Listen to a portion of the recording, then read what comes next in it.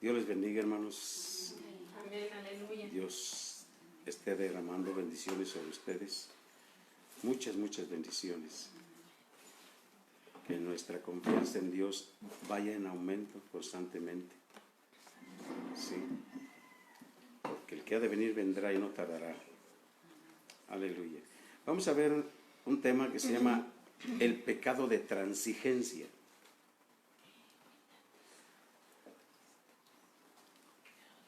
¿Y qué es transigencia? Bien, ahorita lo vamos a explicar. Vamos a ver ahí en Génesis capítulo 19. Génesis capítulo 19, verso 1 al 11. Amén. Adelante. La palabra de Dios se lee en el nombre del Padre, del Hijo y del Espíritu Santo. Llegaron pues los dos ángeles a Sodoma a la caída de la tarde, y Lot estaba sentado en la puerta de Sodoma. Y viéndolos, Lot se levantó a recibirlos,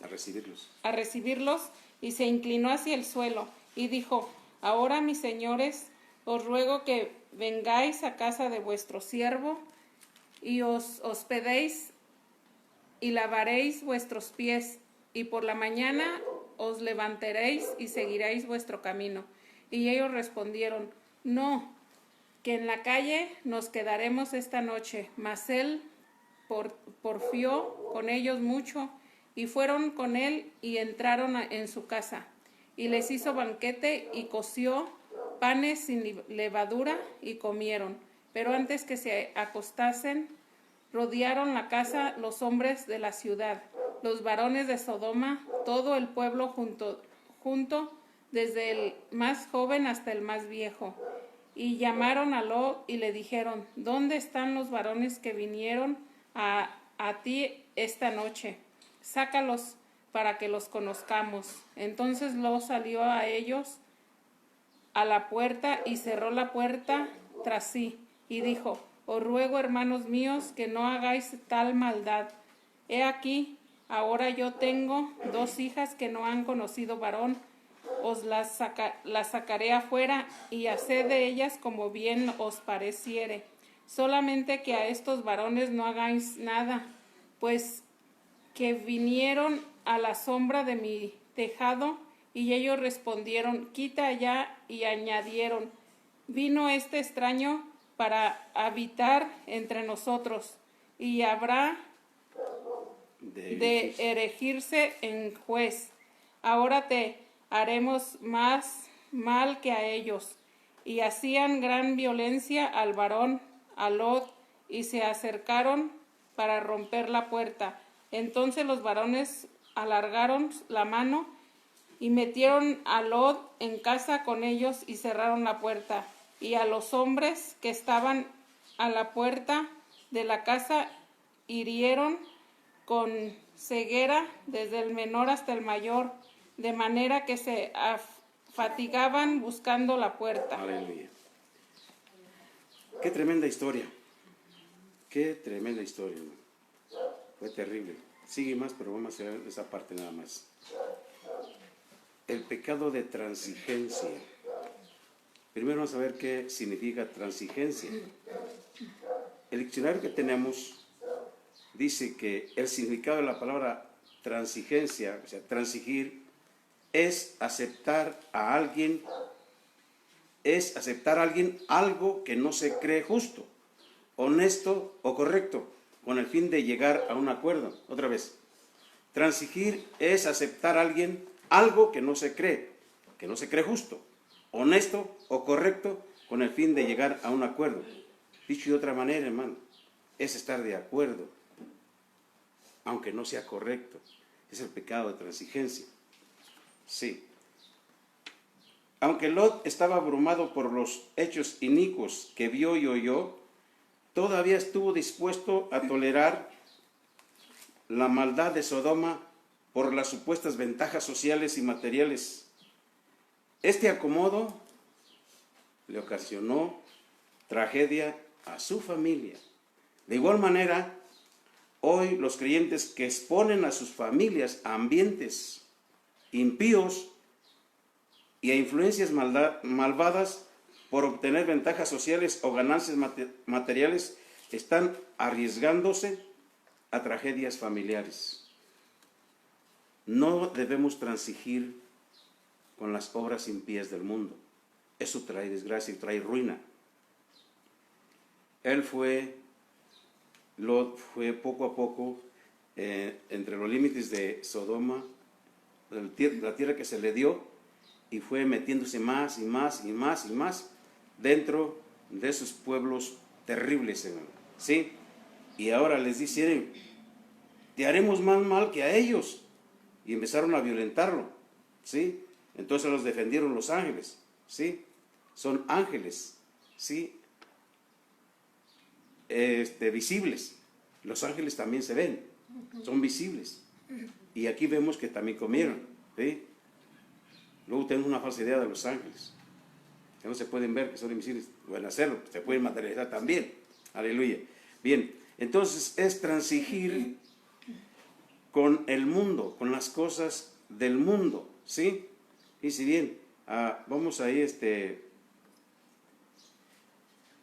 lo que encontraron estos hombres es que los castigaron, volvieron un juicio de ceguera, desde el más pequeño hasta el mayor, y se fatigaban buscando la puerta. Aleluya. Veamos ahí en el libro de los Jueces, siguiendo con el tema, capítulo 3, Jueces, capítulo 3. Aleluya. Capítulo 3, verso 1 al 6. 3, 1 al 6. Amén. Adelante. Sí. A ver, 3, 1.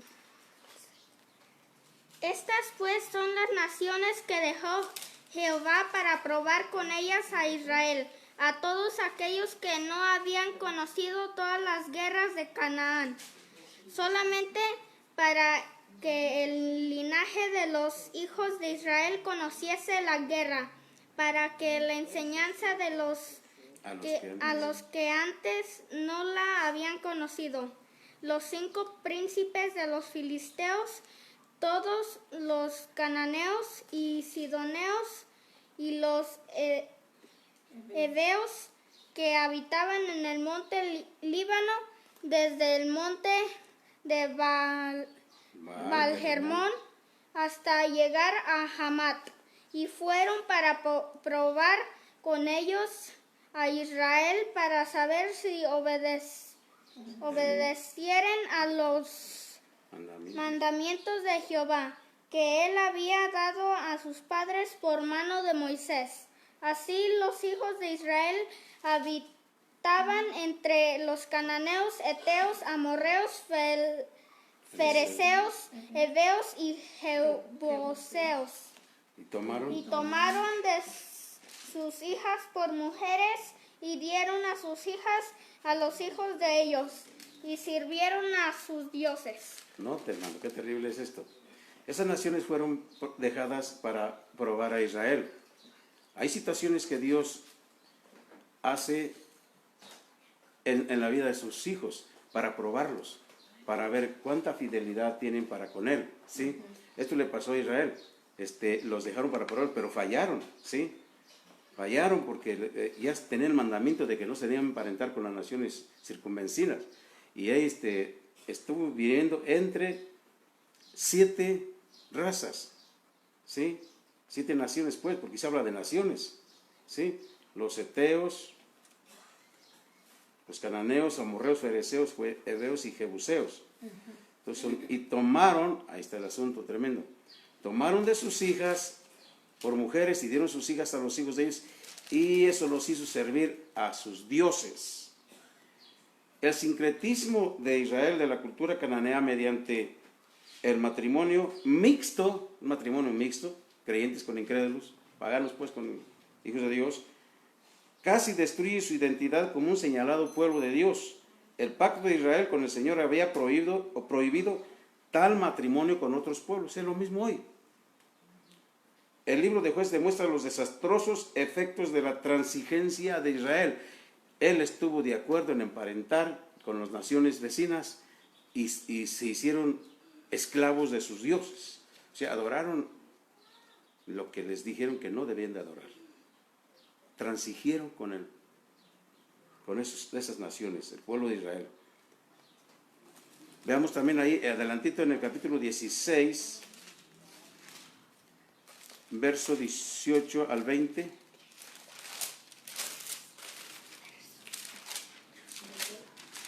A 16 de Jueces. Amén. Adelante. 16. Al verso 18 al 20. Ok. 16, 18. Habla de Dalila ahí. Sí.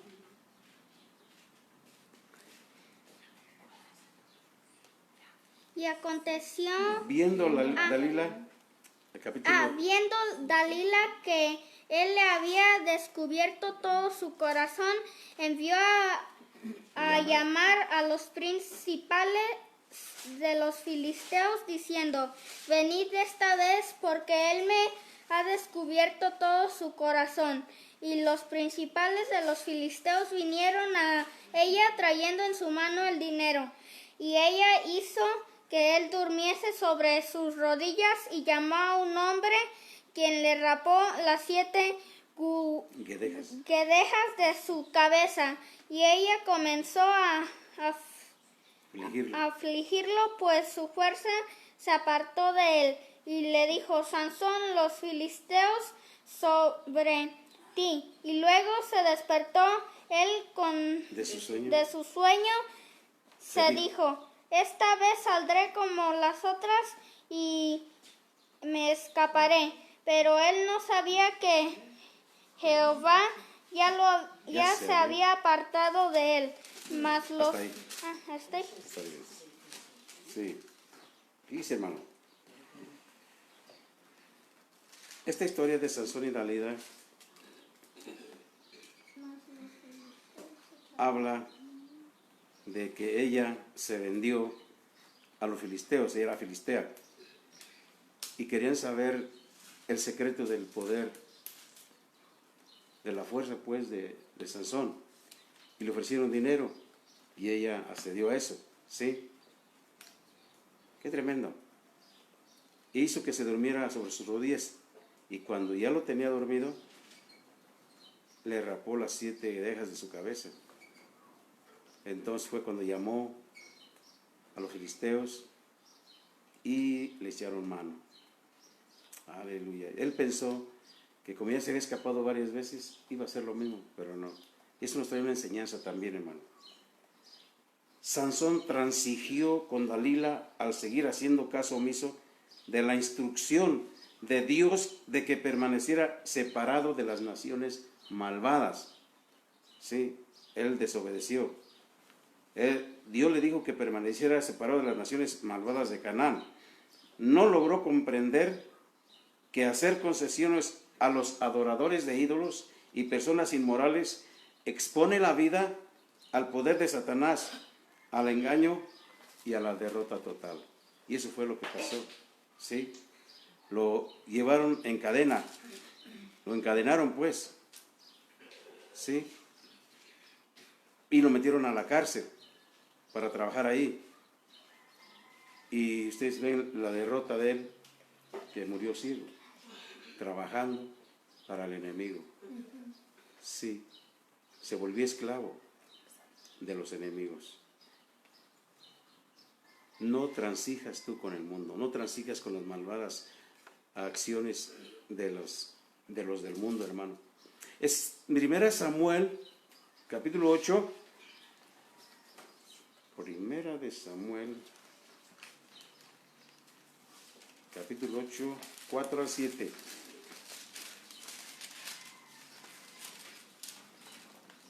Al 7.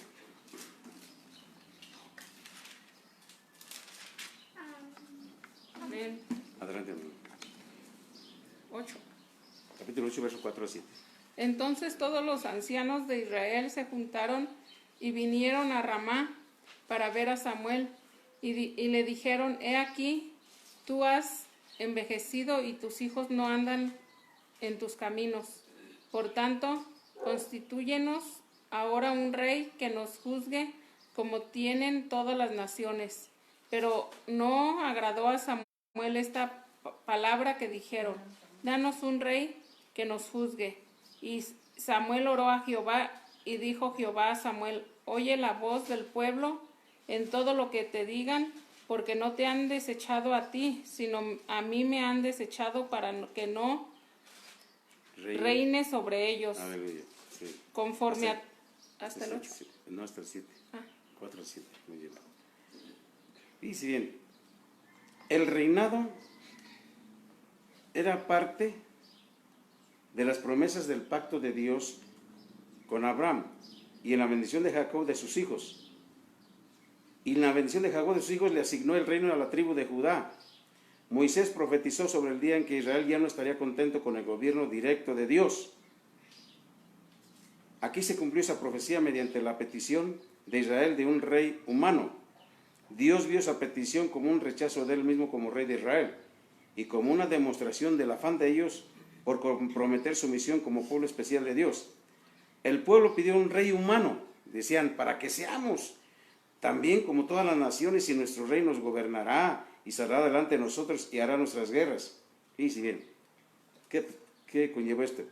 Ellos creían erróneamente que la razón de sus aflicciones y derrotas era el gobierno deficiente, cuando en realidad era su pecado. En consecuencia se conformaron a las costumbres de las sociedades paganas que lo rodeaban, antes que confiar en Dios. Confiaron más en sus propias fuerzas que en Dios. Aunque ese no era el momento que Dios había escogido para ellos para que ellos tuvieran un rey, y aunque la motivación de ellos era incorrecta, el Señor les dio lo que pidieron. En lo venidero, Él se proponía guiar a su pueblo a pesar del defectuoso gobierno de la monarquía de Israel. Esto indica el amor y la paciencia de Dios con la debilidad humana. Me han desechado, dijo el Señor. Quieren un rey, como si Dios no fuera suficiente. Como si Dios no fuera suficiente, hermano. Hasta este momento el gobierno de Israel había sido una teocracia. Teo es gobierno. Teo es Dios, perdón. Cracia es gobierno. Teocracia. Era el gobierno de Dios. Ahora es demo. Cracia. Demo es pueblo. Cracia es gobierno. Sí. Es decir, que Dios mismo gobernaba a Israel como su rey. Lo gobernaba de una forma directa, mediante la revelación especial y la palabra escrita, y por medio de líderes escogidos y ungidos. Cuando Israel pidió un gobierno monárquico, sus reyes entraban en funciones en virtud de la sucesión hereditaria, antes que por la elección directa de Dios. Esto dio por resultado los reinados de reyes malvados e inmorales. Si se fijan en toda la historia, los reyes corrompieron el reinado, corrompieron su vida y trajeron maldición al pueblo. Sí, por causa del rey hubo castigos, porque eran culpables de guiar a Israel mal y les venía juicio. ¿Sí? Y con eso se menoscabó el señorío de Dios sobre su pueblo. Al final de la historia, otra vez Dios reasumirá el reinado directo sobre su pueblo por medio de Jesucristo, y su reino no tendrá fin. Aleluya. Ezequiel capítulo 22, verso 29.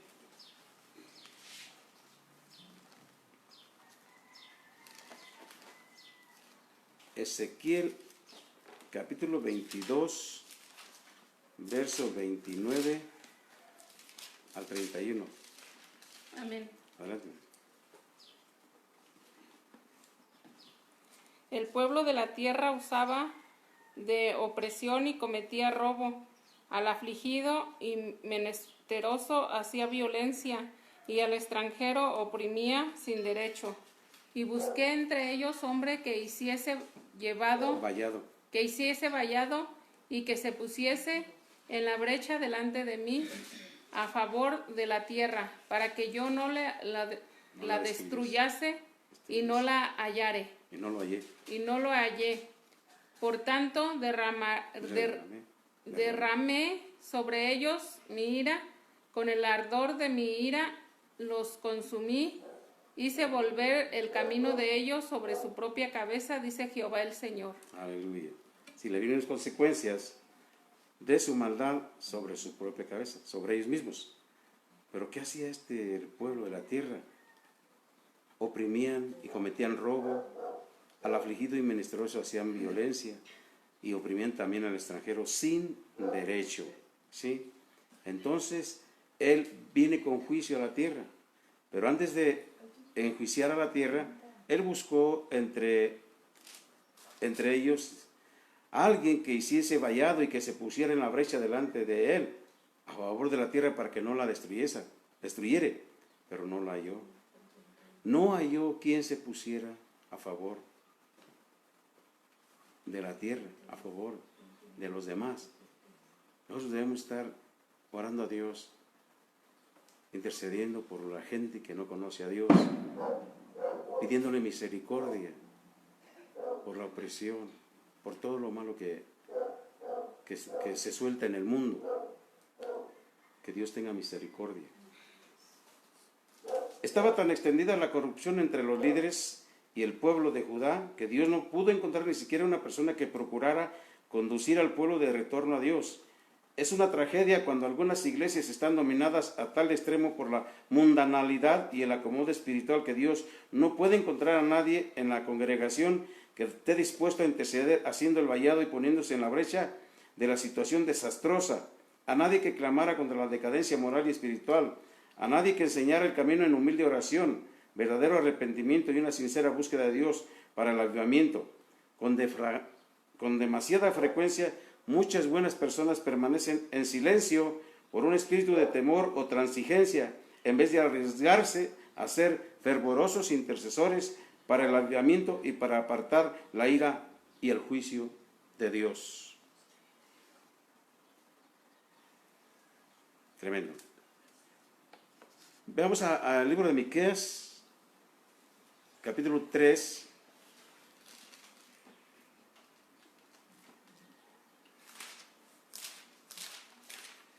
Gloria a Dios. 3, 1, 3, 5 al 8, perdón. 3, 5, Miqueas, capítulo 3, verso 5 al 8. Así ha dicho Jehová acerca de los profetas que hacen errar a mi pueblo y claman paz cuando tienen algo que comer, y al que no les da de comer proclaman guerra contra él. Por tanto, a la profecía se os hará de la profecía se os hará noche y oscuridad del adivinar, y sobre los profetas se pondrá el sol y el día se enternebrecerá sobre ellos, y serán avergonzados los profetas y se confundirán los adivinos, y ellos todos cerrarán sus labios porque no hay respuesta de Dios. Mas yo estoy lleno de poder del Espíritu de Jehová y de juicio y de fuerza para denunciar a Jacob su rebelión y a Israel su pecado. Aleluya.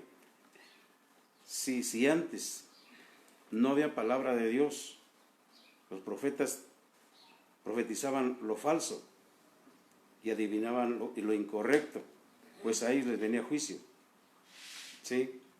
Pero había alguien que sí tenía el poder del Espíritu Santo, el poder del Espíritu de Dios y de juicio y de fuerza. Y él sí podía denunciar a Jacob su rebelión y a marcarle a Israel su pecado. Aleluya. Dios anhelaba hacer volver a su pueblo a las sendas de justicia y de verdad, pero a los falsos profetas no les importaba nada de eso. Hacían que el pueblo se sintiera tranquilo en su manera de vivir pecaminosa al proclamar seguridad y falsas esperanzas, en vez de oponerse de manera intransigente al pecado entre el pueblo de Dios. En realidad lo estimulan debido a su negativa a hacer volver al pueblo a los caminos de Dios. Los falsos profetas también serían abandonados por Dios porque no estaban haciendo lo correcto, ni hablando lo correcto.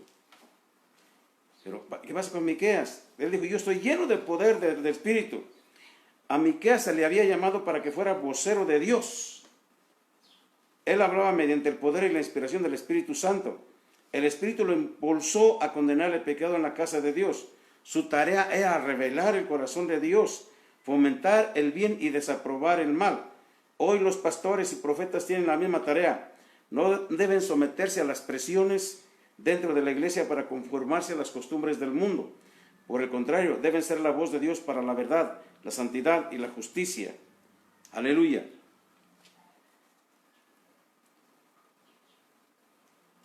Y es que muchas iglesias pueden estar metiendo al mundo en la iglesia, transigiendo con las costumbres mundanas.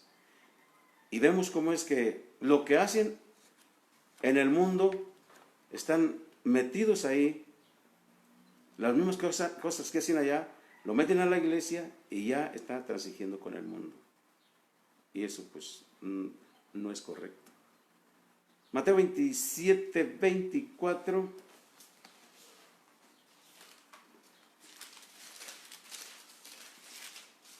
Mateo 27, verso 24. Viendo Pilato que nada adelantaba, sino que se hacía más alboroto, tomó agua y se lavó las manos delante del pueblo, diciendo: inocente soy yo de la sangre de este justo, allá vosotros. ¿Usted cree que él tenía el poder de soltarlo, como le dijo a Jesús? Soltarlo y condenarlo. Era inocente. Aunque se lavó las manos, no era inocente, ¿no? Porque por causa de él, que dijo, les voy a soltar a uno del preso, y les dio a escoger, cuando él tenía la autoridad, podía soltar a Jesús. ¿Sí? Entonces, tenía que cumplirse lo que Jesús se había dicho, ¿no? Pero culpable fue. Culpable fue. Nada más. El mayor pecado de Pilato fue transigir en lo que él sabía que era verdadero y correcto. Por causa del puesto, del nivel social y del provecho personal, Pilato sabía que Cristo era inocente y así lo declaró varias veces. Entonces, si lo declara inocente, ¿por qué lo sentenciaron a muerte? Culpabilidad también. Juan 12, 37. Juan 12, 37 al 43.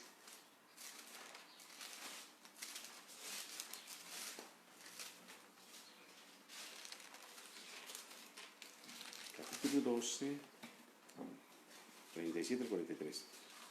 Pero a pesar de que había hecho tantas señales delante de ellos, no creían en él, para que se cumpliese la palabra del profeta Isaías que dijo: Señor, ¿quién ha creído a nuestro anuncio? ¿Y a quién se ha revelado el brazo del Señor? Por esto no podían creer, porque también dijo Isaías: cegó los ojos de ellos y endureció su corazón, para que no vean con los ojos y entiendan con el corazón, y se conviertan y yo los sane. Isaías dijo esto cuando vio su gloria y habló acerca de él. Con todo eso, aún de los gobernantes, muchos creyeron en él, pero a causa de los fariseos no lo confesaban para no ser expulsados de las sinagogas. ¿Por qué? Porque amaban más la gloria de los hombres que la gloria de Dios. Aleluya. Qué tremendo es esto. Amaban más la gloria de los hombres que la que daba Dios, hermano. Muchos, dice aquí, muchos de los gobernantes creyeron en él. Gobernantes, pero a causa de los fariseos no lo confesaban, porque no querían ser expulsados de la sinagoga. Cuando aman la aprobación de otros seres humanos, muchos sacrifican sus convicciones y actúan contra su conciencia. Están listos para unirse a la mayoría y procuran la opinión favorable de los demás, de los poderosos o de la multitud. ¿Cuál es el secreto? Pregunto, ¿cuál es el secreto de obtener la victoria sobre el temor a los demás y el deseo de reconocimiento? Otra vez, ¿cuál es el secreto de obtener la victoria sobre el temor a los demás y el deseo de reconocimiento, que estamos hablando hace poquito. Tremendo.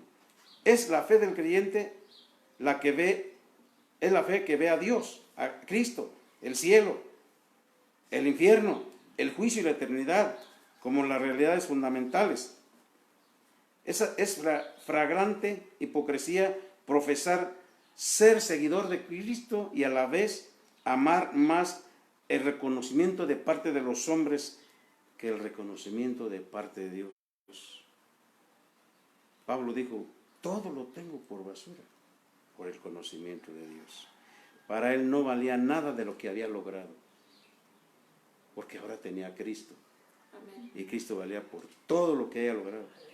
Su educación académica, su observancia de la ley, todo lo que había logrado, eso lo tenía como por basura, por causa del conocimiento de Cristo Jesús. Aleluya. Veamos ahí en última cita, Gálatas capítulo 2. Gálatas capítulo 2, verso 11 al 16.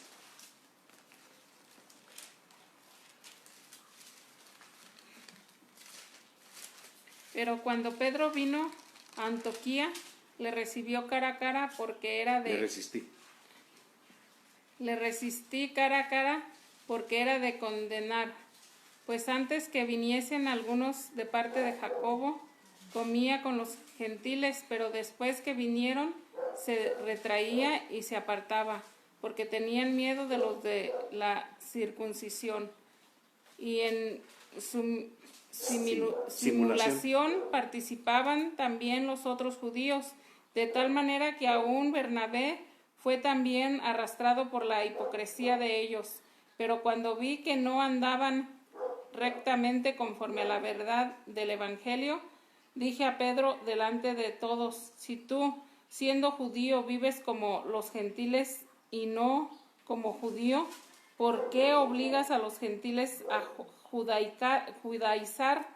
Nosotros judíos de nacimiento y no pecadores de entre los gentiles, sabiendo que el hombre no es justificado por las obras de la ley, sino por la fe de Jesucristo. Nosotros también hemos creído en Jesucristo, pero para ser justificados por la fe de Cristo y no por las obras de la ley, por cuanto por las obras de la ley nadie será justificado. Nadie será justificado por las obras de la ley, hermano.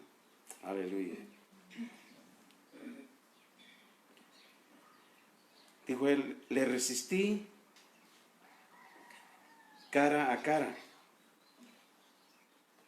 Se debe confrontar y censurar a cualquier pastor o dirigente espiritual que sea culpable de hipocresía y de error.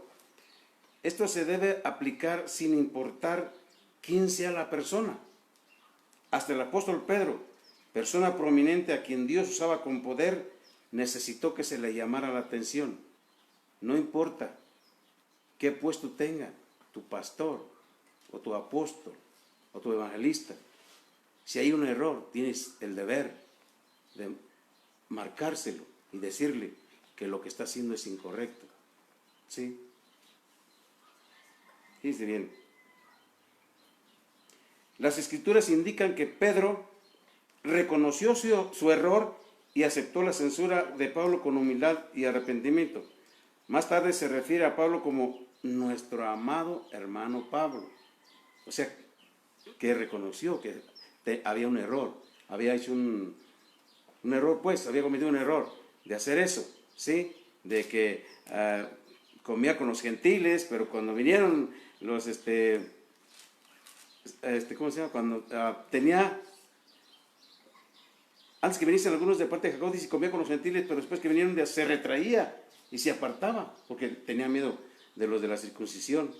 Y también en esa simulación participaban también los otros judíos, también los arrastraba, pues, de tal manera que aún Bernabé fue también arrastrado por la hipocresía de ellos. Ay, y Pedro le dice, Pablo dice que cuando él vio que no andaba correctamente, conforme a la palabra del Evangelio, le dijo a Pedro delante de todos, si tú siendo judío vives como los gentiles y no como judío, ¿por qué obligas a los gentiles a judaizar. ¡Qué tremendo!